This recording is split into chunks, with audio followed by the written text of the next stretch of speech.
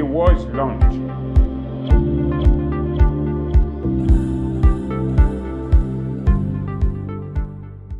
Good day, everyone. Welcome to another episode of AF24 News Talks.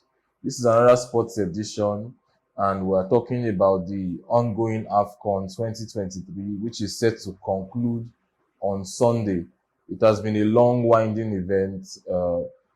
Some viewers, spectators have called it one of the best AFCONs ever. We've seen everything from unlikely comebacks to standout performers, even in the amongst teams that were seen to be the underdogs.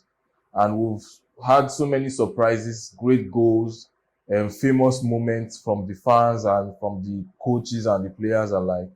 So I want to start off by talking about Nigeria and the performance that they had on Sunday. I'm joined by Gideon Adonai, is a sports correspondent here at AF24 News.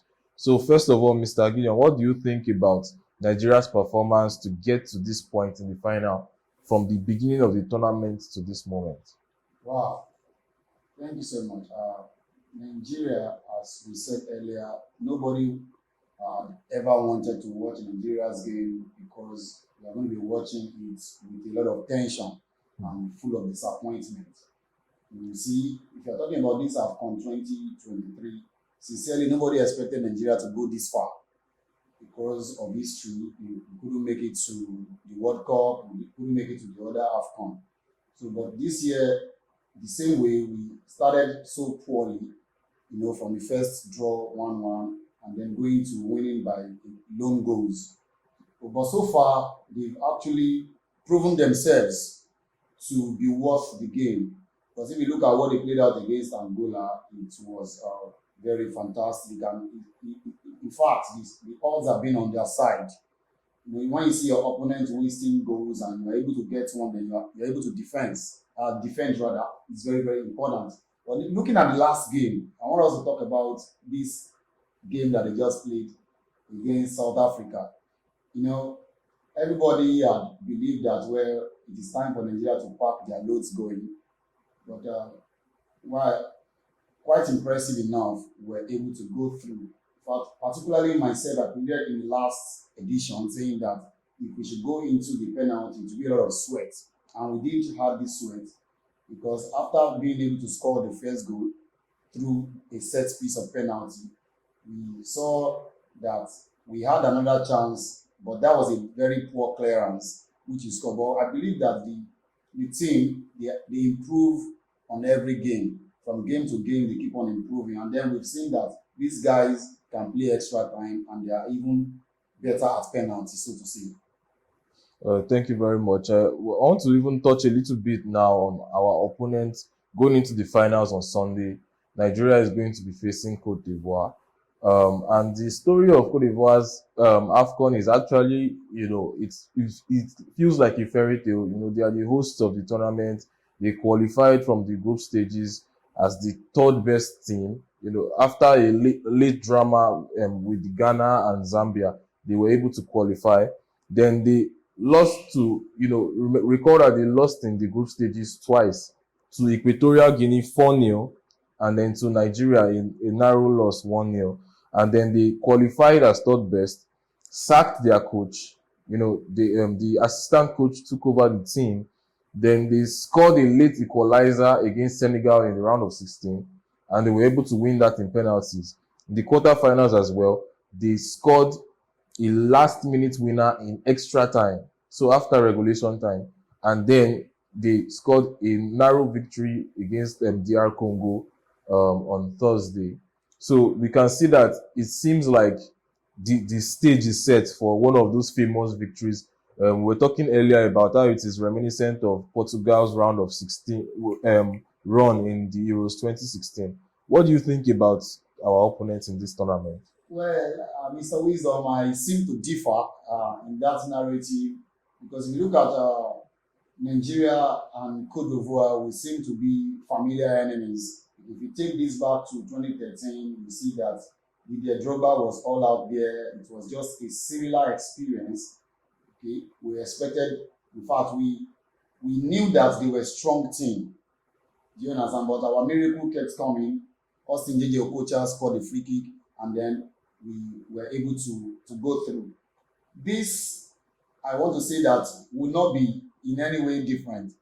I want to give it to Nigeria because if you look at the kind of mentality that these guys have been playing with, they are giving everything they have. Nobody cares about whatever. These guys are actually very rugged and they do not want to take any chances. If you look at that massive clearance by Yusuf, he did not even check out whether there was somebody's leg there or somebody's head was there.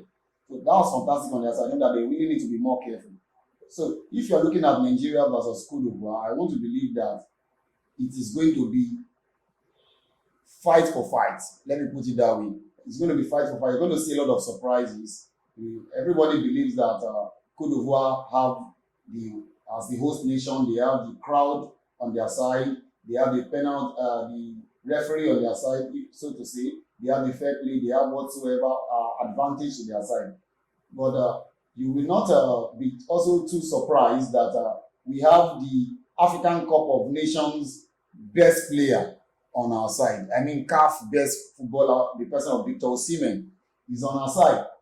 And then if you look at Truth Ekong, everybody is afraid of that guy. If you look at the kind of defense that we have on our midfield, it's highly formidable.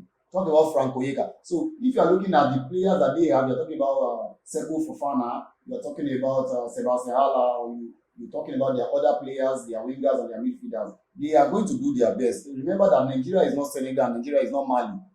You understand? Nigeria play with it. This is an opponent you have beaten before. We are not going into it with that mentality of we have won them before. We are coming up that this is final.